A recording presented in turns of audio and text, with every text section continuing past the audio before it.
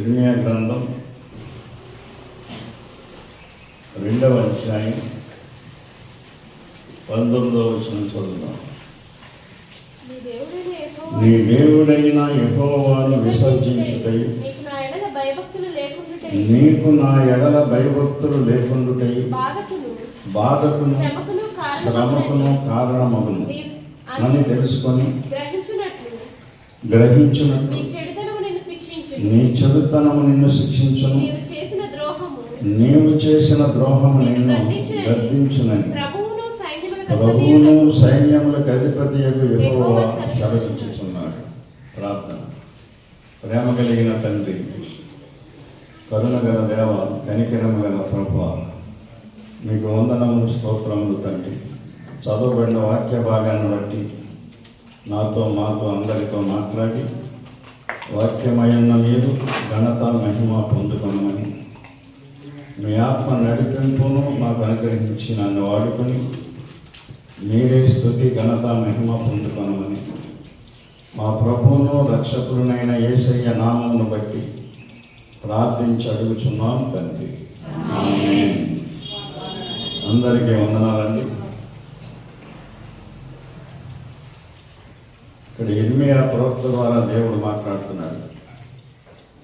నీ దేవుడైన యెహోవాను విసర్జించుటయు నీకు నా ఎడల భయభక్తులు లేకుండుటయు బాధకును శ్రమకును కారణమగును. గుర్తుపెట్టుకోండి విషయం. ఈ రోజున క్రైస్తవులు శ్రమ పడటానికి, బాధలు పడటానికి కారణం ఏంటని చెప్తున్నాడు ఆయన? దేవుణ్ణి విసర్జించటం. విసర్జిస్తే భయభక్తులు ఉండవు.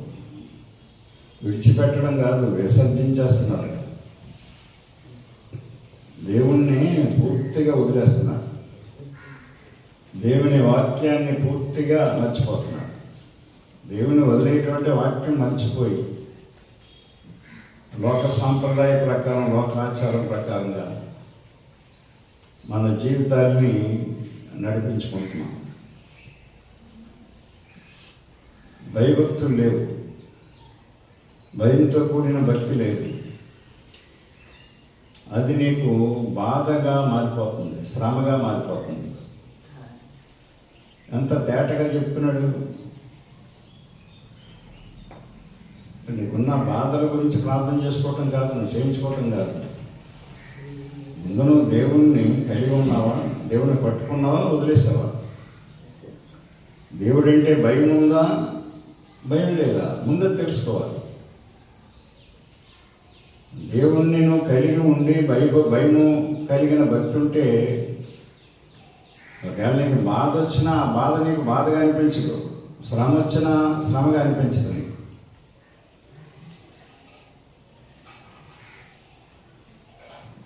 నీ దేవుడైన యెహోవాను విసర్జించుటయు నీకు నా ఎడల భయభక్తులు లేకుండుటయు బాధకును శ్రమకును కారణమగును. ఎంత తేటగా అర్థమవుతుంది మాట. కారణమగునని నీవు తెలుసుకొని గ్రహించున్నట్లు నీ చెడుతనము నిన్ను శిక్షించును. చెడుతనం ఎప్పుడు కూడా మనిషికి శిక్షగా మారుతుంది. ఇది కూడా మీరు గుర్తుపెట్టుకోండి.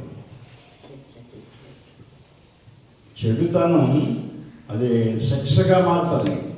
దాన్ని తెలుసుకుని వదులుకోకపోతే, దాన్నే పట్టుకుని ఉంటే. ఇప్పుడు చాలామంది ఆ చెడుతనాన్ని పట్టుకుని ఏర్పడుతున్నారు. అది నిన్ను శిక్ష నీకు కలిగజేస్తుంది.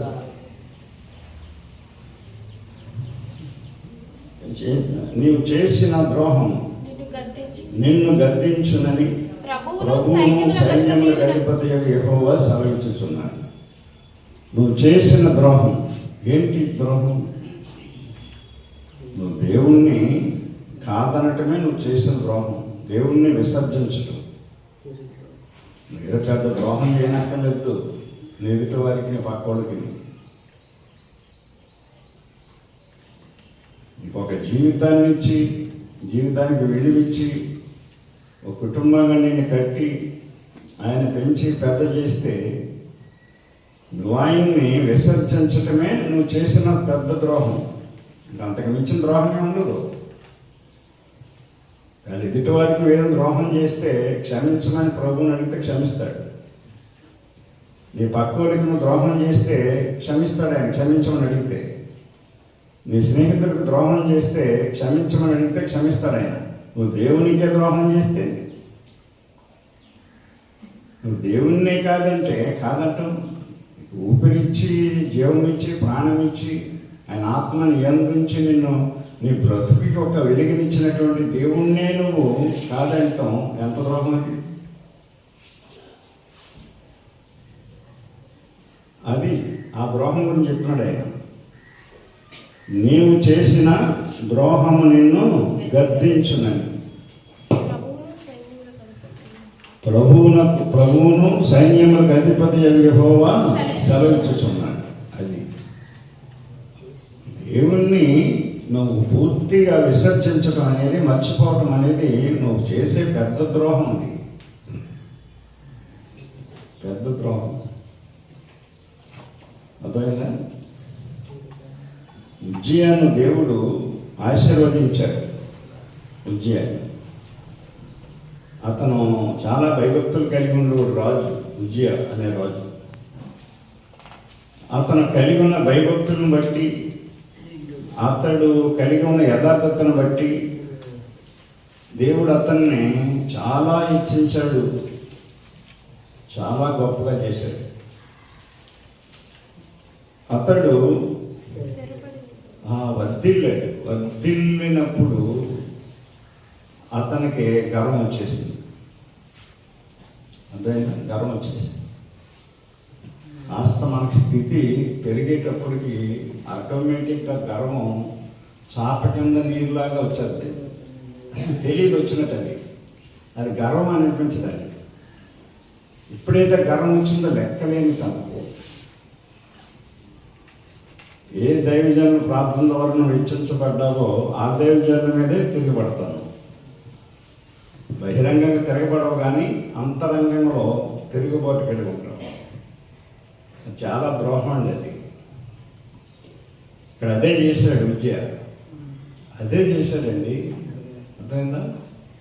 అతను ఏం తప్పు చేయలేదు, గర్వించాడు. అతను మనస్సును గర్వించి చెడిపోయిన ఉంటాడు. అర్థమైందా? ఎంతమంది? 2వ దినవృత్తాంత గ్రంథాలు 26వ అధ్యాయం 16వ వచనం మీ బైబిల్లో చూసుకోండి. అయితే అతడు స్థిరపడిన తరువాత స్థిరపడిపోయాడు. ఏది కావాలో దేవుడు ఇచ్చేసాడు. ఏ స్థితి కావాలో స్థితి దేవుడు ఇచ్చేసాడు. ఇచ్చేసినప్పుడు స్థిరపడిపోయాడు. ఇక నాకేం పర్లేదు, నన్ను మించినోడు లేడు. మనం కూడా అంతే. మనం లేనివన్నీ కలిగినప్పుడు ఒక స్థిరత మనకు ఏర్పడినప్పుడు, మనందరూ కూడా ఆహా ఓహో అని అంటున్నప్పుడు ఆటోమేటిక్గా మనకి గర్వం వచ్చేస్తుంది మనలో. అది రాకుండా జాగ్రత్త పడాలి. స్థిరపడిన తరువాత అతడు మనస్సును గర్వించి, గర్వం అనేది కనపడదు, మనసులోకి వస్తుంది. అది అర్థమైందా? లెక్కలేని తను దేవుణ్ణి లెక్క చేయగలుగుతున్నాం, దైవజనులు లెక్క చేయగలుగుతున్నాం. విజయ అర్థమైందా? దైవజనుల్ని లెక్క చేయలేదండి. తక్కువ మంది దైవజనులు కాదు, అక్కడ చాలామంది ఉన్నారు ఆ రాజ్యంలో. గమనించండి. గర్వించిన తర్వాత అతడు మనస్సును గర్వించి చెడిపోయాడు. చెడిపోవటానికి గర్వం చాలండి. చెడిపోయేదాకా గర్వాన్ని నువ్వు ఉంచుకోకూడదు. చెడిపోకముందే గర్వాన్ని వదులుకోవాలి మనం. చెడిపోయాడు అతను. ఎలా చెడిపోయాడు? అతడు ధూపపీఠం మీద, జాగ్రత్తగానండి, అతడు ధూపపీఠము మీద ధూపము వేయుటకై యెహోవా మందిరములోనికి ప్రవేశించి తన దేవుడైన యెహోవా మీద ద్రోహము చేయగా. అది ఏం ద్రోహం చేశాడు ఇతను? యెహోవాకు ధూపం వేయాలి అనుకుని ధూపం వేయడానికి మందిరంలోకి వచ్చాడు. ధూపం వేయటం ద్రోహమా?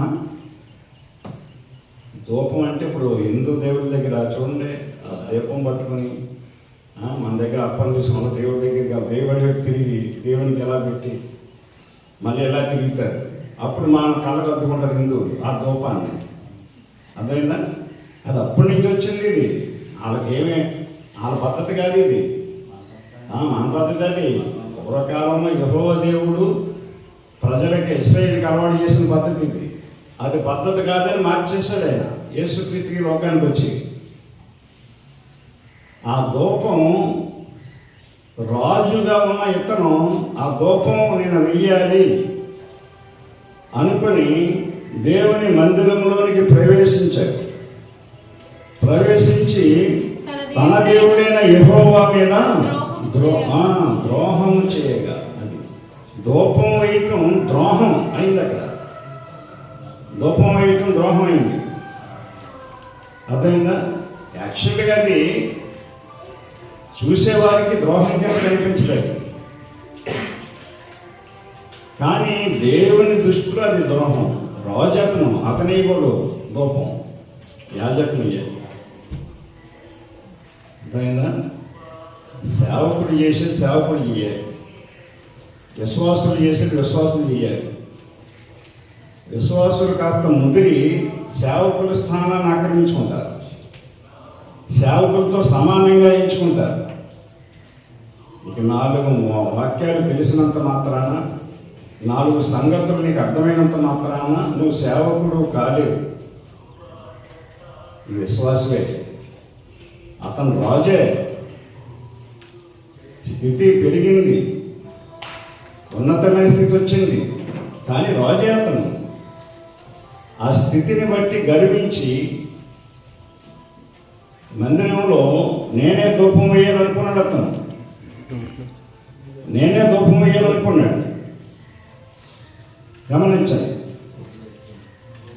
ద్రోహం చేయక ధూపం వేయాలనుకోవడం ద్రోహం కింద దేవుడు పరిగణించాడు దాన్ని. యాజకుడైన అతనితో కూడా ధైర్యవంతులైన యెహోవా యాజకులు 80 మంది అతని వెంబడి లోపలికి పోయిరి. 80 మంది అండి. గమనించండి, 80 మంది అతని వెంబడి లోపలికి పోయిరి. 8 మంది యాజకుడు. అయ్యా రాజుగారు, మీరు చేయకూడదండి ఆ పని. అయ్యా మీరు ధూపం వేయకూడదండి. రాజా మీరు ఆ పని చేయకూడదు, మీ పని కాదు, అది గొప్పది. దేవుడు ఇష్టపడ్డ మిమ్మల్ని దేవుడు అంగీకరించడు అని ఆ యాజకులు అందరూ చెప్పారు అతనికి. గమనించండి, వారు రాజైన ఉజ్జియాని ఎదిరించి. గమనించండి, ఉజ్జియా యెహోవాకు ధూపము వేయుట, ధూపము వేయుటకై ప్రత్యక్షింపబడిన అహరోను సంతతి వారైన యాజకుల పనియే గాని నీ పని కాదు. రాజా ఉజ్జియా, నీ పని కాదయ్యా. ధూపం వేయటం నీ పని కాదు, అది యాజకుల పనే. అయ్యా మీరు తప్పు చేయకండి, దేవుని కోపం పుట్టించకండి, అలాంటి ద్రోహం పని చేయకండి. అర్థమైందా? ద్రోహం అంటే చెప్తున్నాను మీకు. చాలామంది ద్రోహం కాదనుకుంటారు మీరు. అర్థమైందా? సంఘంలో దేవుడు నీకు ఇచ్చిన పని, దైవజనులు నీకు అప్పగించిన పని నువ్వు చేయాలి, చేసి అంతవరకు కోరుకోవాలి. అప్పగించిన దాన్ని మీదేసుకుని అలా తప్పు చేశారండి, మీరు ఇలాగ తప్పండి అనకూడదు. దేవుడు మనకి ఏది అప్పగించాడో దైవజనుల ద్వారా ఆ పని మనం చేయాలి. ఉజ్జియాకి దేవుడు ఇశ్రాయేలుని పరిపాలించే బాధ్యత అప్పగించాడు, రాజుగా పట్టాభిషేకం చేశాడు. అతడు యథార్థంగా ఉండేవాడు కాబట్టి, నీతిగా ఉండేవాడు కాబట్టి, ఖచ్చితంగా ఉండేవాడు కాబట్టి అతన్ని చిన్న వయసులోనే రాజుగా అభిషేకించాడు. అర్థమైందా? చాలా చిన్న వయసులో రాజు అయ్యాడు అతను. ఉజ్జియా ఏలనారంభించినప్పుడు 16 ఏండ్ల వాడై 16 ఏండ్లు వాడంటాడు. యెరూషలేములో 52 సంవత్సరములు ఏలెను. 52 సంవత్సరాలు ఏలాడు. దావీదు కంటే ఎక్కువ, సొలొమోను కంటే ఎక్కువ. అంటే ఎంత ఖచ్చితంగా ఉన్నాడు చూడండి అతను. అన్ని సంవత్సరాలు పరిపాలించడానికి దేవుడు ఆయుష్ ఇచ్చాడు, ఆరోగ్యం ఇచ్చాడు, అధికారం ఇచ్చాడు, అన్నీ ఇచ్చాడు, స్థిరపరిచాడు. దాన్ని కాపాడుకోవాలి, మనం పాడు చేసుకోకూడదండి. దేవుడు మనకి ఇచ్చినవి దాన్ని స్థిరపరచుకోవాలి, మనం స్థిరంగా ఉండాలి దేవుళ్ళు. ఇప్పుడు దూపం వేసే పని ఏంటంటే అతను దూపం వేయకపోతే ఏంటి అతనికి అంటే ఏంటంటే ఆ యాజకుల పని కూడా నేనే చేసేద్దాం. యాజకుడు ధూపం వేసి ప్రజల ద్వారా యాజకులు కూడా ఘనత పొందుతున్నారు, యాజకులు కూడా గౌరవించబడుతున్నారు. ఆ గౌరవం కూడా నాకే దక్కాలి, అది కూడా నేనే పొందాలి. వాళ్ళు చెప్పినా ఇవ్వలేదు అతను. రాజా, ఇది మీ పని కాదు, పరిశుద్ధ స్థలంలో ధూపం వేయుట నీ పని కాదు, అది అహరోను సంతతి వారైన యాజకుల పని, నీ పని కాదు రాజా. మీరు ఎనమండుగురండి, ఒకరు కాదండి, ఒకరు చెప్పలేదు, ఇద్దరు చెప్పలేదండి, ఎనమండుగురు యాజకులు చెప్తున్నారు అతనికి. పరిశుద్ధ స్థలముల నుండి బయటికి పొమ్ము. నీవు ద్రోహం చేసి ఉన్నావు. రాజు అయితే ఏంటి, ఎవడైతే ఏంటి, పొమ్మన్నారు బయటికి. రాజును పొమ్మంటే ఆల్రెడీ గర్వం వచ్చేసింది లోనికి, కోపం వచ్చేసింది మనవాడికి. చిన్న గర్వం ఉన్నా సరే అండి, చిన్న మాట అంటే కోపం వచ్చేద్దండి మనసుకి. సంఘాల్లో కొంతమంది అలాగే పాడైపోతారండి. చిన్న మాట అన్నా తట్టుకోలేరండి, ఎందుకంటే గర్వం వచ్చేసింది లోపలికి. ముందు గర్వం అనేది వచ్చేకి చాలా ఉత్తముడు, శాంతపరుడు, నిగర్వి. కానీ స్థితి పెరిగింది, పేరు పెరిగింది, గర్వం పెరిగింది దాంట్లో. అందుకని గర్వం రాకుండా చూసుకోవాలి, గర్వం రాకుండా చూసుకోవాలండి. దేవుని బిడ్డలమైన మనం, దైవ సేవకులైన మనం, మాలాటిలో కూడా గర్వం రాకూడదు. పరిశుద్ధ స్థలములో నుండి బయటికి పొమ్ము, నీవు ద్రోహము చేసి ఉన్నావు. దూపం పట్టుకొని ఆ మందిరంలోకి రావటము ద్రోహం కింద పరిగణించారండి. దాన్ని బట్టి చూడండి మనం ఎంత జాగ్రత్తగా ఉండాలో, ఎంత జాగ్రత్తగా ఉండాలో చూడండి. దేవుని మందిరంలోకి వచ్చిన మనం ఎంత జాగ్రత్తగా ఉండాలి, ఎంత జాగ్రత్తగా ఉండాలో, మన పిల్లలు ఎంత జాగ్రత్తగా ఉంచుకోవాలో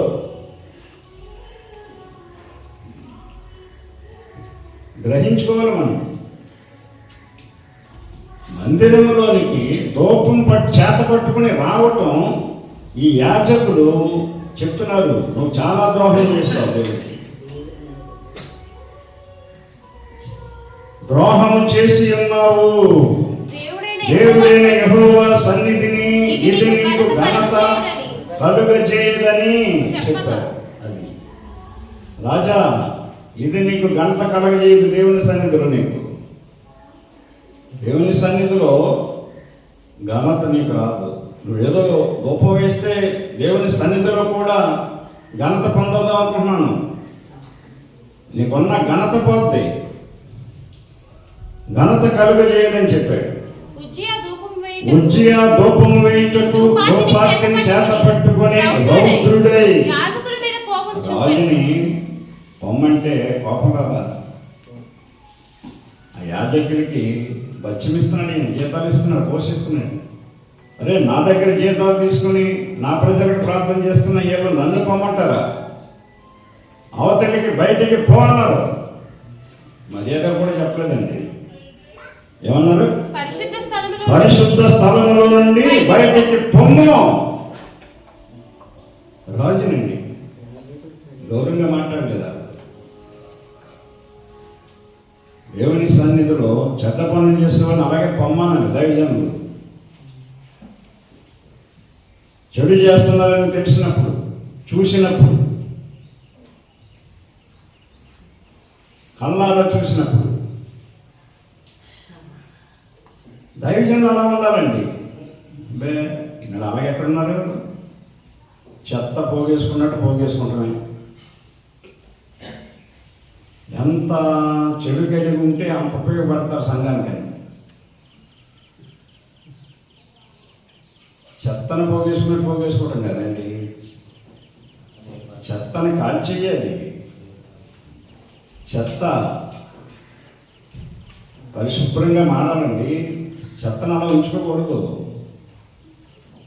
మన ఇంట్లో చెత్త చేరుతుంది, అలా ఉంచుతానా? అమ్మా ఇలా చూడండి, వాక్యం నన్ను చూడండి, అలా కింద పెట్టుకోవడం కాదు. వాక్యం చెప్పినప్పుడు నా వైపు చూడాలి. మీరు ఎక్కడున్నా సరే మీ దృష్టి నా వైపు ఉండాలి, చూపు. చెత్త చేరితే వెంటనే తుడిసేస్తాం, బయట పారేస్తాం. నీ జీవితంలో చేరే చెత్త, నీ మనసులో చేరే చెత్తని తుడుచుకుంటున్నావా? శుభ్రం చేసుకుంటున్నారా? ఆలోచన చేయండి. రౌద్రుడైపోయాడంతే.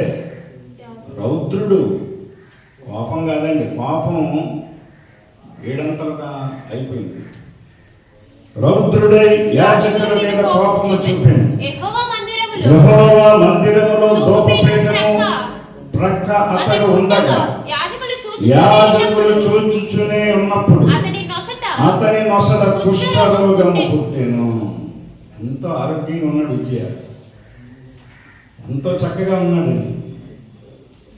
ఎప్పుడైతే యాజకుల మీద కోప్పడ్డాడో, యాజకుల మీద రౌద్రం చూపించాడో, నేను రాజునని అహంకారాన్ని చూపించాడో, యాజకులు అతను చూస్తుండగానే అతని ముఖం మీద కుష్ఠ రోగం వచ్చేసిందట. స్పాట్లో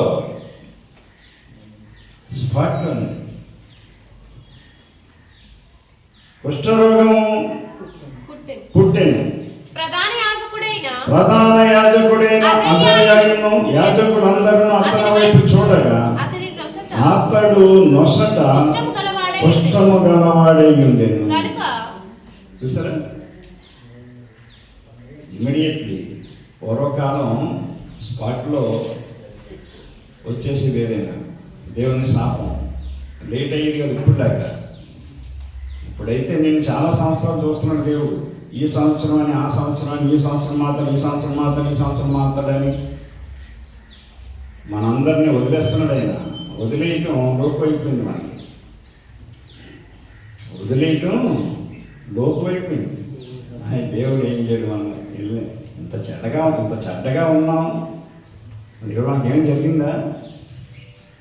ఇంత చెడుతనం కలిగి ఉన్నాం, మనకేమైనా అయ్యిందా? అవలేదు కదా, ఏమవుతుంది, ఇలాగే ఉంటుంది అనే ఆలోచనకు వచ్చేస్తున్నాం. ఇంకా మార్పు చెందక్కర్లేదు, మనం మార్చుకోక్కర్లేదు. సంఘాల్లో దేవుని దగ్గరికి వచ్చి దేవుని నమ్ముకునే వాళ్ళు చెడుతనం ఏంటండి? బుద్ధి లేకపోతే. చెడుతనంతో రావాలి, నువ్వు చెడుతనాన్ని విడిచిపెట్టుకోవాలి. వాక్యాన్ని బట్టి నీలో చెడుతనం ఉంది, కోపం ఉంది, గర్వం ఉంది, అసూయ ఉందని తెలిసినప్పుడు దాన్ని వదులుకోవాలి. మనం దాన్ని పెంచుకోకూడదు. దాన్ని పెంచుకుంటూ పోతున్నాం, దేవుని వాక్యం పెరగట్లేదు నీలో. ఆత్మతో దేవుని వాక్యం వినట్లేదు నువ్వు. శరీర సంబంధమైన చెవులతో వింటున్నావు. చెవులు ఈ చెవుల నుంచి ఆ చెవుల నుంచి పోతుంది తనకి. నువ్వంటే మీరు కాదు, క్రైస్తవులు. అర్థమైందా? గమనించండి. స్పాట్లో కుష్ఠరోగం వచ్చేసింది అతనికి. కుష్ఠరోగం వచ్చేసిందని ఏం తెలుసుకున్నాడా? క్షమించమని దేవుడిని అడిగాడా? అబ్బే, తగ్గేదే లేదు. ఎందుకంటే గర్వం వచ్చే లోపల నిష్టేసేసింది. చాలామంది గర్వం, ఈసుడంత గర్వం లోపలికి వస్తే ఇక తగ్గను. బే మానేద్దాం, ప్రార్థనకి వెళ్ళకపోతే పోయేది ఉంది. భాస్కర్ ఏమని అంటాడా అంటే చూద్దాం. అరే, మానకూడదని దేవుని వాక్యం చూపించి నీకు చెప్పినా సరే నువ్వు మారవు. మారనివ్వదు. ఏది గర్వం నేను మారనివ్వదు, తగ్గనివ్వదు. తగ్గట్లేదు ఇక్కడ ఇతను. అరే దేవుడు ఎంత చేశాడండి అతనికి, ఎంత ఇచ్చించాడు అతన్ని, ఎంత ఇచ్చించాడండి. గమనించండి. దేవుని ద్వారా అతడు హెచ్చించబడే వరకు, స్థిరపడే వరకు ఆశ్చర్యకరమైన సహాయం దేవుడు చేశాడట. అర్థమైందా? 15వ వచనం చివరి ఉంటుంది అన్నమాట. అర్థమైందా? అతడు స్థిరపడు వరకు అతనికి ఆశ్చర్యకరమైన సహాయం కలిగేను గనుక అతని కీర్తి దూరముగా వ్యాపించారు. దేవుడు మనకు సహాయం చేస్తేనే కదండి మనం ఎదుగుతాం, పెరుగుతాం, పైకి వస్తాం. దేవుడు మనకు సహాయపడితేనే కొండల తట్టు కొండలెత్తుచున్నాను, నాకు సహాయం ఎక్కడి నుండి వచ్చును? యెహోవా వలన నాకు సహాయం కలుగునని తెలుసుకున్న దావీదండి. దావీదు వంశంలో నుంచి వచ్చిన వ్యక్తి లేదు. దావీదు వంశంలోంచి యేసుక్రీస్తు వచ్చాడు. దావీదు వంశంలోంచి రావాలని అనుకున్నాడు ఆయన. ఎందుకంటే దావీదు దేవుని చిత్తానుసారమైన మనుషుడు. ఈ ఉజ్జియా తెలుసుకోవట్లేదండి. ప్రధాన యాజకుడైన అజర్యాయును యాజకులు అందరూ అతని వైపు చూడగా అతడు నొసట కుష్ఠము గలవాడై ఉండెను కనుక వారు తడవు చేయక అక్కడ నుండి అతన్ని ఇంటికి వెళ్ళగొట్టిరి. ఎందుకంటే కుష్ఠరోగులు, అంగహీనులు ఇలాంటి దేవుని పరిశుద్ధ స్థలం ఉండకూడదు. పూర్వకాలం కుష్ఠరోగులు ఊర్లోనే ఉండకూడదు. అందుకనే ఊరు బయట ఉండేవాళ్ళు ఎప్పుడు కూడా. అందుకనే మనకి లెపర్సీ వాళ్ళు లాక్ దగ్గర ఉండేవారు, ఊరికి దూరంగా. లాక్ దగ్గర రోడ్డు పక్కన గుడిసెలు వేసుకుని దూరంగా ఊళ్ళోకి రావడం లేదు. ఇప్పుడైతే ఊళ్ళో ఉంటారా, మారిపోయింది. ఇప్పుడు ఊర్లోనే మన ఊళ్ళోకి వచ్చేస్తున్నారు, మన దగ్గర అడుక్కుంటున్నారు. చేత పూర్వకాలం వచ్చేవారు కదా, రానిచ్చేవారు కాదండి. కనుక రాజు అయితే ఏంటి, ఎవడైతే ఏంటి, కుష్ఠరోగము కలిగినోడు పరిశుద్ధ స్థలంలో ఉండకూడదు. బయటికి గంటేహారంటే గమనించండి. వెళ్ళగొట్టిది చూడండి, వెళ్ళగొట్టే పరిస్థితి తెచ్చుకున్నాడు రాజు. చూడండి, పొమ్మన్నారు, ముందు పోవట్లేదు, వెళ్ళగొట్టారు, బయటికి లాగేశారు అనమాట. లోపల ఉండకుండా లాగించేశారు బయటికి. ఒక రాజు దుస్థితి చూడండి, రాజు పరిస్థితి చూడండి. అతడు చేసిన ద్రోహం ఏంటి? ఎవరికి అన్యాయం చేయలేదే, రాజుగారిని ఎవరు చంపలేదే. చూసారా, దూపము వెయ్యాలనుకోవటం. అదే పని సౌలు రాజు కూడా చేశాడు. అర్థమైందా?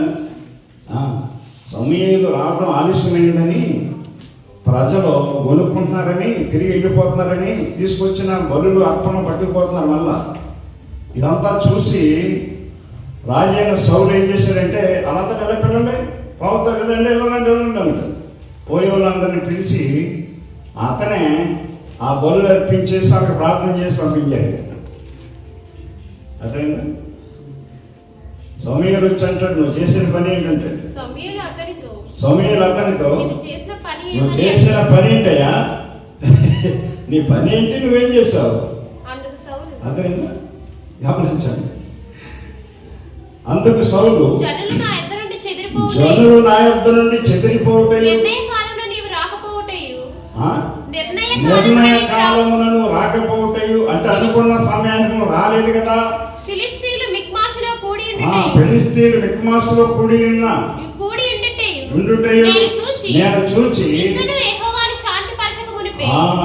యెహోవాను శాంతిపరచక ముందే ఫిలిస్తీన్లు గిల్గాలులకు వచ్చి నా మీద పడుదురనుకొని నా అంతట నేను సాహసించి చూడండి, దహన బలి అర్పించింది. నువ్వెవడో అయ్యా, సాహసించి బలొప్పించడానికి. కొంతమంది చొరవ తీసుకుంటూ ఉంటారు సంఘంలో. పాస్టర్ గారు ప్లేస్లో వచ్చేస్తారు, పాస్టర్ గారిలాగా చేసేస్తూ ఉంటారు, పాస్టర్ లాగా మాట్లాడుతూ ఉంటారు. నా అంతటా నేనే సాహసించి చేసేసాను అన్నాడు.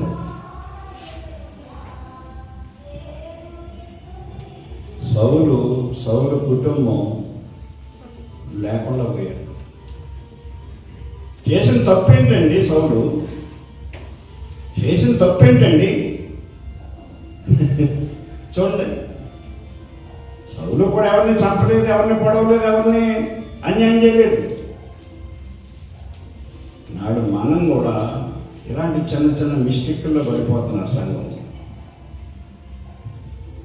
ఎంతటా నువ్వు సాహసించి నీ ఆలోచన ప్రకారంగా నువ్వు ఉండాలనుకోవటం కాదు. దేవుని ఆలోచన ప్రకారంగా మనం వెళ్ళాలి. ఆలోచనకి విరుద్ధమైంది మనం నిర్ణయం తీసుకోకూడదు.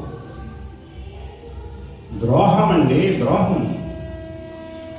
ద్రోహం అది దేవుని దృష్టిలో ద్రోహం. అది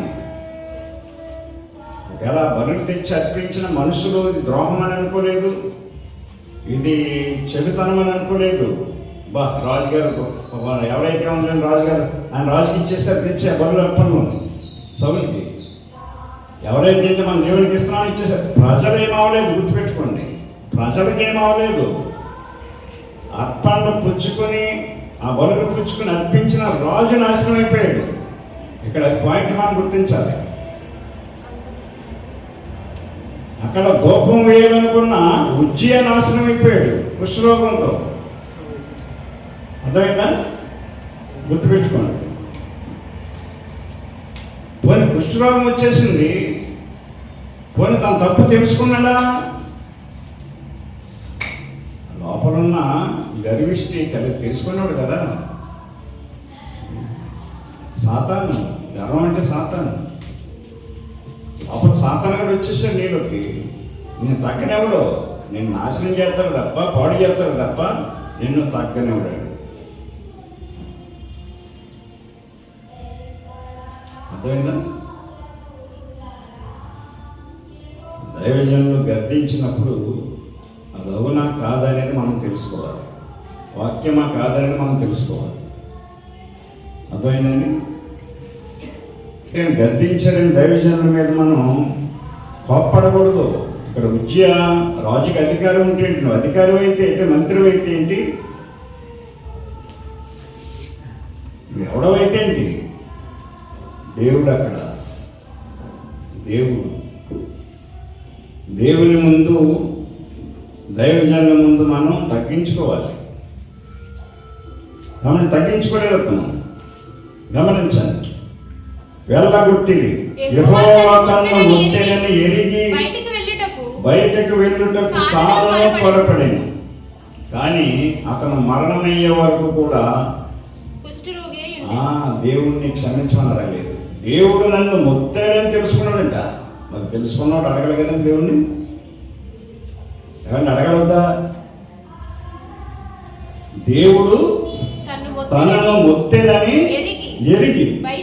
చూడండి, దేవుడే నాకు కుష్ఠరోగం రప్పించాడు, దేవుడే నన్ను మొత్తాడు అని తెలుసుకున్నాడంట. కానీ దేవుడు అడగలేదండి. అంటే చూడండి ఎంత గర్వం. నాడి కష్టం నాకు ఇందుకే వచ్చింది, ఈ బాధ నాకు ఇందుకే వచ్చింది, ఈ ఇబ్బంది నాకు ఇందుకే వచ్చిందని తెలుసుకుంటావు, కానీ తగ్గించుకో. చూడండి,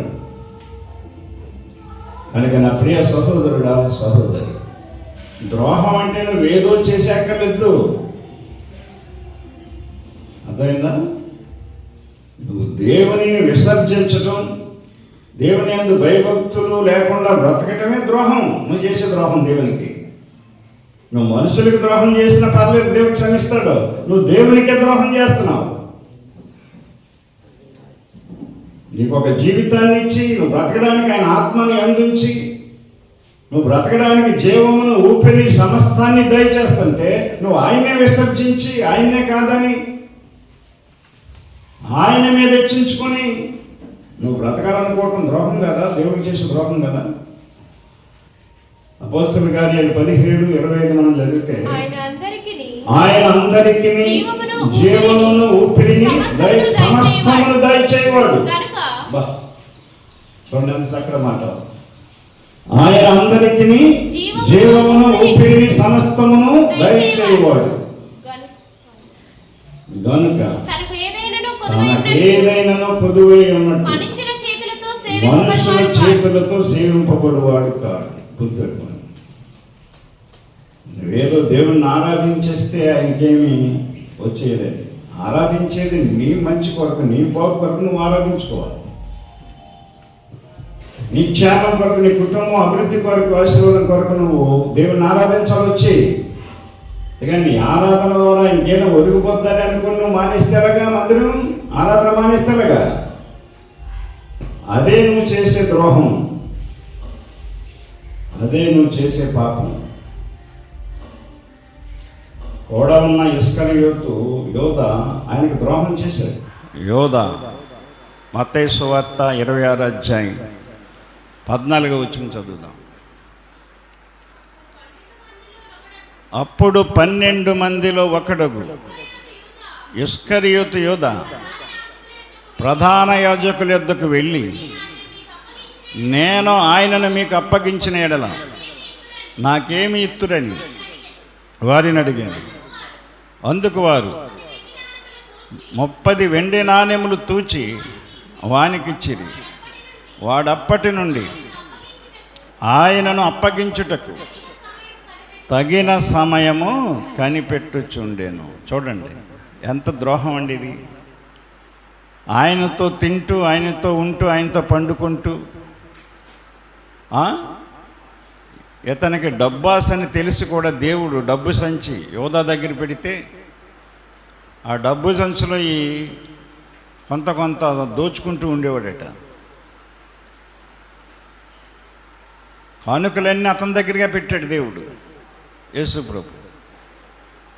ఇంకా సరిపోక ప్రధాన యాజకుల యొద్దకు వెళ్ళి, నేను ఆయనను మీకు అప్పగిస్తాను, మీరు ఎంత ఇస్తారు అని అడిగితే వాళ్ళు బేరం కుదుర్చుకోకుండానే 30 వెండి నాణేలు తూచి వానికి ఇచ్చేశారు. ఆయన అప్పగించిన తర్వాత ఇస్తామని చెప్పలేదు, వాళ్ళు ముందే ఇచ్చేశారు. ఎందుకంటే ముందే ఇచ్చేస్తే వీడు ముందుగా మనకే అప్పగిస్తాడు, ఆయనని నమ్మకంగా అప్పగిస్తాడని. దొంగల దగ్గర కూడా కొన్ని నమ్మకాలు ఉంటాయి. తూచిచ్చేశారు అంతే. అప్పటి నుంచి వాడి పని ఏంటంటే ప్రభువుని ఎప్పుడు అప్పగిద్దామా అని కనిపెట్టుకుంటూ ఆయన కూడా తిరిగాడంట. అదండి మొత్తానికి అప్పగించేశాడు ఒక రోజుని. యేసు ప్రభుకి ఇది ఎంత ద్రోహం చేశాడండి. అప్పగించేస్తాడు, వచ్చిన డబ్బట్టుకు పోయాడు, ఓ పొలం కొనేసుకున్నాడండి. అపోస్తుల కార్యాలు 1వ అధ్యాయం 18వ వచనంలో అపోస్తులు యోధా గురించి అక్కడ తెలియజేశారు. ఈ యోధ ద్రోహము వలన సంపాదించిన రోకలనిచ్చి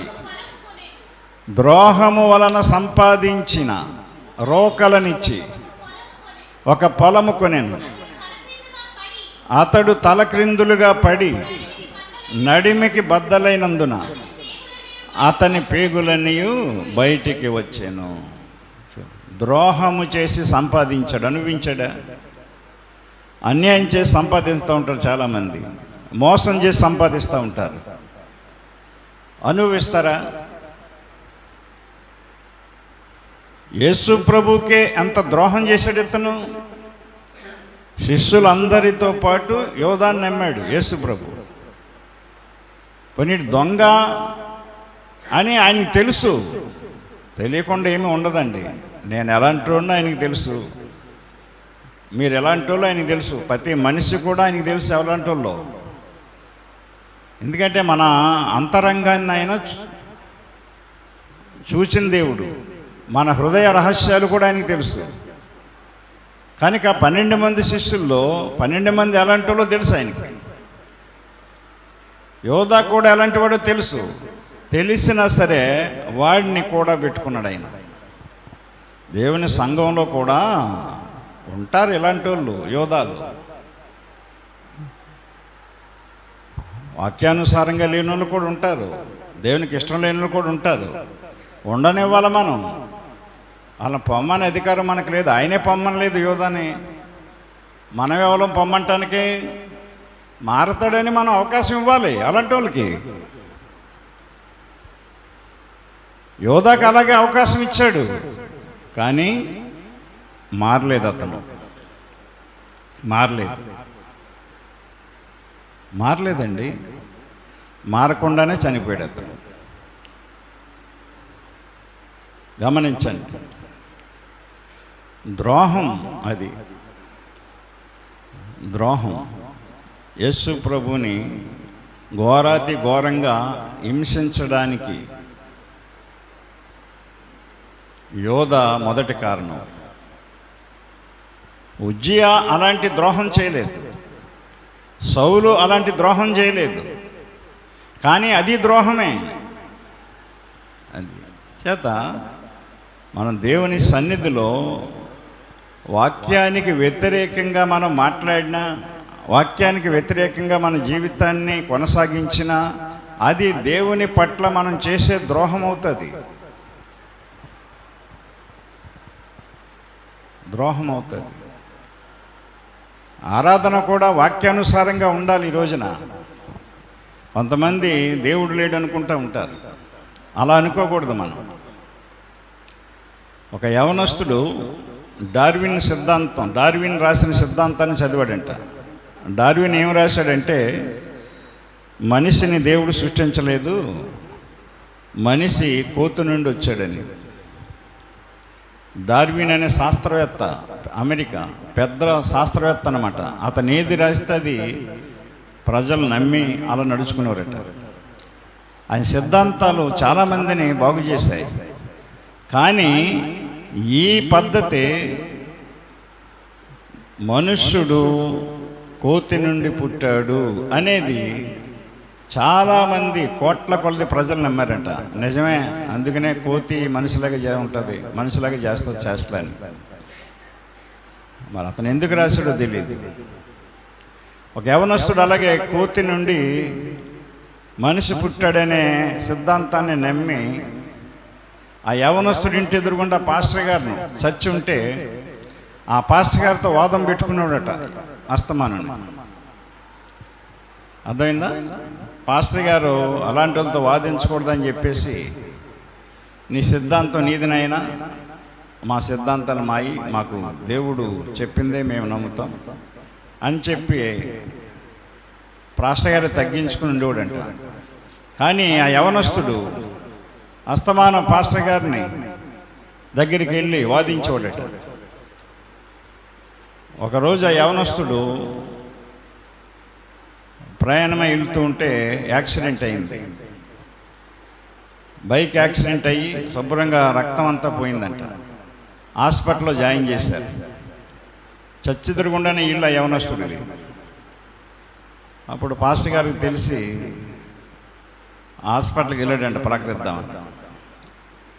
అప్పుడు ఆ డాక్టర్లు చెప్పారంట, ఇతనికి రక్తం అంతా పోయిందండి, ఆ రక్తం ఎక్కించాలి అని చెప్పారంట. అప్పుడు యవనస్తుడు అన్నాడంట, అయ్యా పాస్టర్ గారు, రక్తం కొంచెం ఏర్పాటు చేయండి, ఎవరైనా ఉంటేని రక్తం ఎక్కిస్తే కానీ బతకనంటున్నారని చెప్పారంట. ఆ యవనస్తుడు బతులాడుకున్నాడంట. ప్రార్థన చేయడానికి ఆయన వెళ్ళాడు యవనస్తుడు, పరామర్శించడానికి. ఈ పాస్టర్ గారు యవనస్తుడు, ఆ యవనస్తున్నాడంట, రక్తం ఎవరు ఇవ్వట్లేదండి, కొంచెం మీరు అరేంజ్ చేయండి అయ్యగారు, పాస్టర్ గారు అని చెప్పేసి ఆ యవనస్తుడు అడిగాడంట బెడ్ మీద ఉండి. అప్పుడు ఆ పాస్టర్ గారు అన్నారంట, అలాగేనైనా అరేంజ్ చేద్దాం రక్తం, అయితే నీకు మనిషి రక్తం పనిచేయదు, నీకు కోతి రక్తం చూడాలి. మరి నేను ఏ జూకి వెళ్ళి అక్కడ కోతి రక్తం పట్టుకొని వస్తాను అన్నాడంట.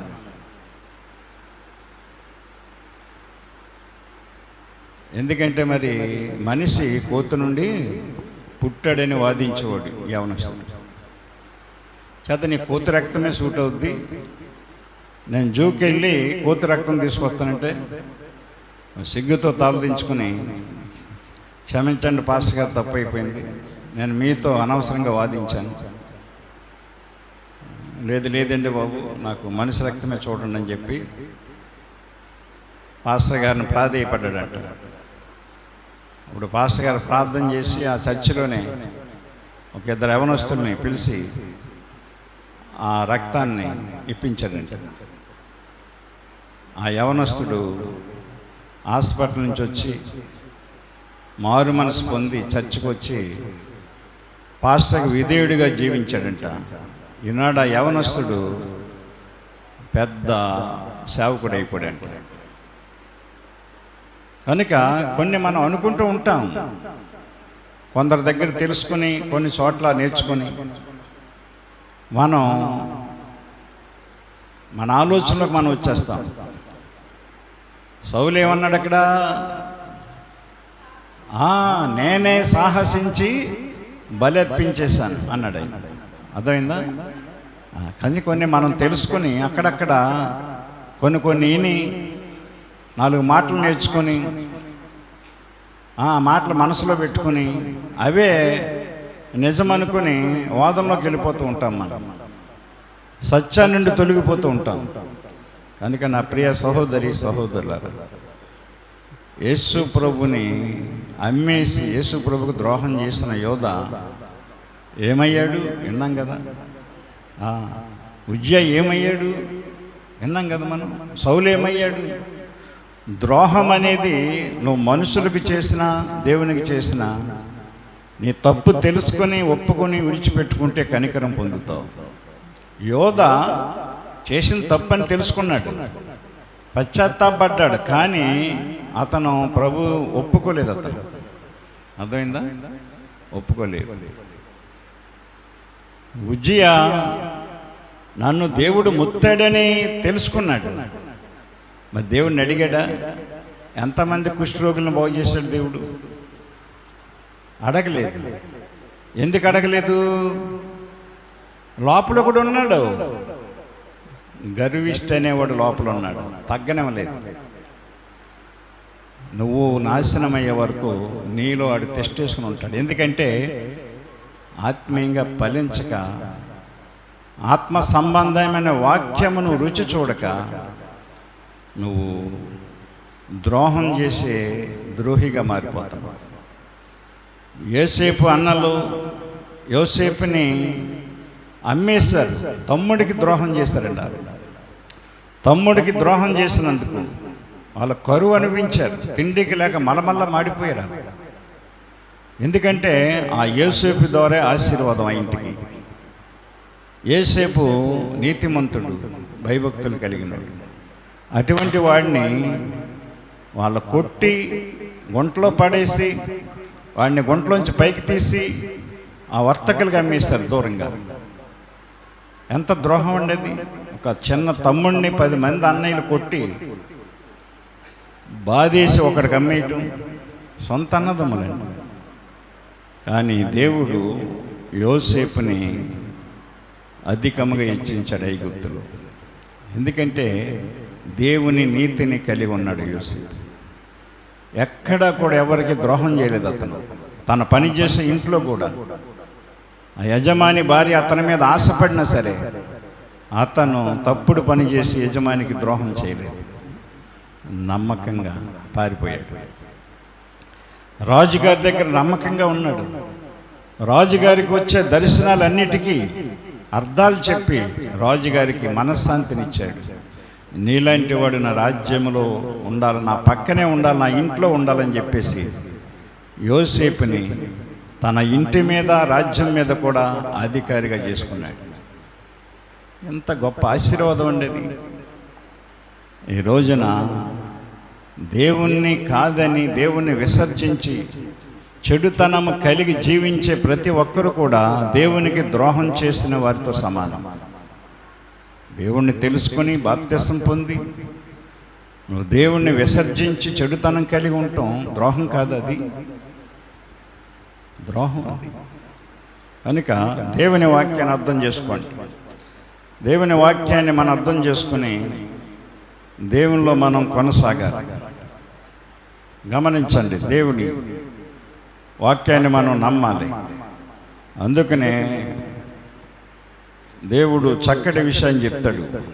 గమనించండి దేవుని బిడ్డలారా.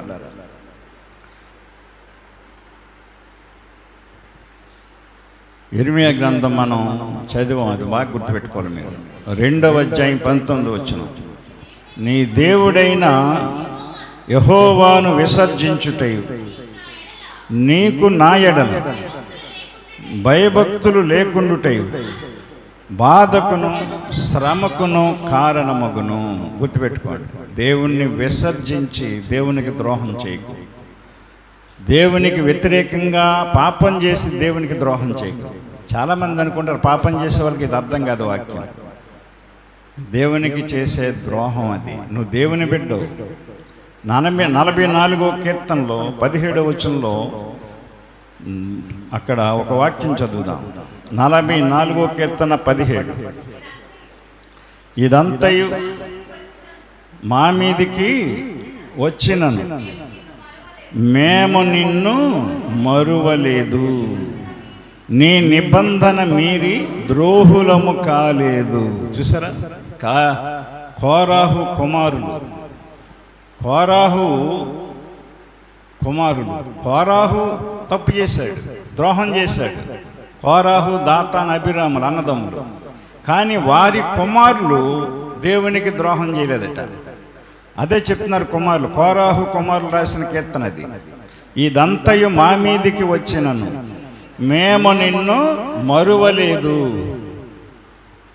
నీ నిబంధన మీరి ద్రోహము చేయలేదు. అది దేవుని నిబంధన మీరిన, దేవుని వాక్యాలు మీరిన, అది దేవునికి మీరు చేసే ద్రోహం అవుతుంది. గుర్తుపెట్టుకోండి. అందుకనే దేవుని వాక్యం అంటే నేను చాలా భయపడతాను. దేవునికి భయపడతాను, దేవుని వాక్యానికి భయపడతాను. వాక్యానికి వ్యతిరేకంగా ఉంటే ఎవరినైనా నేను గద్దిస్తాను, గద్దించాలి. రాజైన ఉజ్జియానే గద్దించారు యాజకులు. మామూలు విషయం కదది. ఆయన దగ్గర జీతాలు తీసుకొని బతుకుతూ, పూజలు చేస్తూ, ప్రార్థనలు చేస్తూ. చూడండి, రాజా, మీరు రాజా అయితే ఇవ్వండి, కానీ మీరు ఈ పరిశుద్ధ స్థలంలోకి రాకూడదు. మీరు దోపార్తి వేయటం మీ పని కాదు. అలాంటి యాజకులు ఉండేవారు అప్పుడు. అలాంటి దైవజనులు ఉండాలి, ఇప్పుడు లేరు. కనుక నా ప్రియ సహోదరి, సహోదరుడా, నువ్వు దేవుని వాక్యాన్ని అర్థం చేసుకోవాలి. యేసేపు అన్నలు నమ్మాడు, అన్నలు మోసం చేశారు. యోధ యేసు ప్రభుని నమ్మాడు. శిష్యుల్ని, యేసు ప్రభు శిష్యులందరినీ నమ్మాడు. కానీ శిష్యుల్లో ఒకడైన యోధ యేసు ప్రభుకి ద్రోహం చేశాడు. ఇలాంటి ద్రోహాలు ఎన్నో జరుగుతున్నాయి. కానీ ఇది ద్రోహమని క్రైస్తవ సంఘాలకు తెలియట్లేదు, విశ్వాసులకు తెలియట్లేదు. యోసేపు నమ్మాడు అన్నలందరినీ, నమ్మిన అన్నలే తనను అమ్ముకున్నారు. యోసేపు నమ్మాడు అన్నలందరినీ, నమ్మిన అన్నలే తనను అమ్ముకున్నారు. యేసయ్య నమ్మాడు శిష్యులందరినీ, యేసయ్య నమ్మాడు శిష్యులందరినీ, నమ్మిన శిష్యుడే తనను అమ్ముకున్నాడు. నమ్మిన శిష్యుడే తనను అమ్ముకున్నాడు. నమ్మకురా ఈ లోకాన్ని, నమ్ముకుంటే నిన్ను అమ్ముకుంటుంది. నమ్మకురా ఈ లోకాన్ని, నమ్ముకుంటే నిన్ను అమ్ముకుంటుంది. మనం లోకాన్ని నమ్ముతాం, మనుషులు నమ్ముతాం, దేవుణ్ణి నమ్మం. ఎప్పటికప్పుడు మనం మోసపోతూనే ఉంటాం, ద్రోహానికి గురవుతూనే ఉంటాం. కనుక దేవుణ్ణి నమ్మండి. మనుష్యులను నమ్ముకున్నట కంటే యెహోవాను నమ్ముట మంచిది, మేలు. కనుక దేవుని విసర్జించకండి. దేవుని వ్యతిరేకంగా చెడుతనం కలిగి దేవునికి ద్రోహం చేసి శిక్ష తెచ్చుకోకండి. దేవుడి మాటలు దీవించునుగాక. ఆమేన్. ప్రార్థన చేసుకుందాం. ప్రేమ కలిగిన తండ్రి, పరిశుద్ధుడా, యేసయ్య మీకు వందనాలు, స్తోత్రాలు తండ్రి.